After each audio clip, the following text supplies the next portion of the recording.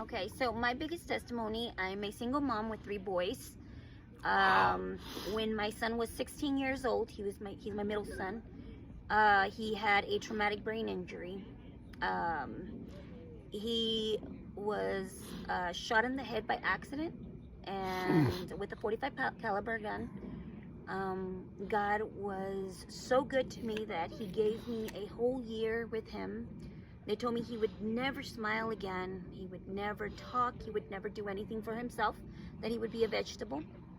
I didn't give up on him. I pushed and I pushed.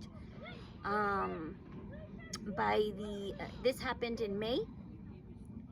By November and his birthday, he was smiling and laughing and doing jokes, and he wasn't able to speak, but he was able to communicate in his own way, and God was present every single moment. My son passed away a year after his accident, after his 16th surgery.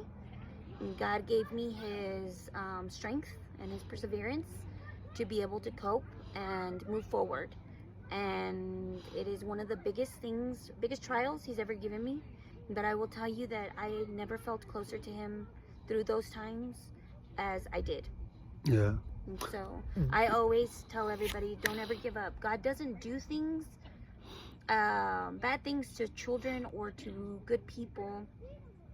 He converts the bad that happens to something good. You know, he makes it to where people can learn and grow and be maybe something inspiring to somebody else, or help somebody else after they've had that. After my son passed away, I had 4 friends that lost their children, and I was able to help them through it due to my experience and what I went through. It's something I'll have to live with for the rest of my life, but it is something that God was so good to give me a whole year. My son could have died that day. They told me he had a 0% chance of living, and he still perceived, and God gave him his perseverance, his strength, his glory, and he gave me his wisdom. And I can't speak more than that. It's one of those things that I can say, that when it's your hardest times is when God is closest to you. You know, it's funny you said that, because when I was, that's exactly what happened to me. I was doing, I had a traumatic brain injury, and the doctor said if I lived, I'd be a vegetable. Of course, I can't speak correctly, but that's how good God's been, because He let me live through that, and I ended up going to the Paralympics. I was on Team USA. I went all over Europe.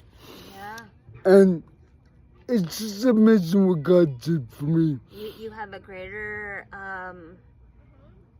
appreciation for life, Yeah. and you see things very different. Well, just what you said, now I get to go around and do this to people. So I love to share with people. Never give up. I could never.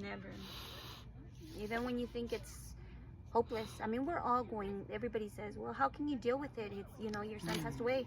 And I say, it's because we all gonna die. We all live, we all die. It's something that is inevitable, but it's the way you deal with it and the way you cope that makes you different from other people. Yeah. So, you rock on and you keep being strong and appreciate the things that some people don't get to do. I'm very appreciative of everything I do. Yeah. Everything. Yeah. Well, I appreciate you coming and stopping by and talking to me. Well, this is kind of a divine appointment, I would think. Because the exact same thing happened. You can understand what I went through. Yes, I do understand. I was by my son's side every single moment. Every single moment, everybody would tell me to take him to the nursing home, and I would not. I refused, and I would never do that to him. And it was something that I'm so grateful I didn't. I didn't realize how little time I had with him, and I am so grateful to God that He gave me the time that He did, because Some people don't ever get to experience that kind of love and that kind of moment and experience. We're only here for a short time, and we're here to learn. And some people's experiences are different than others. Yes. You're just like my mom. Yeah. She wouldn't leave me when they thought I was going to die. Yeah. She tried to snatch me out of the hospital. Like, no. That's funny. That's good.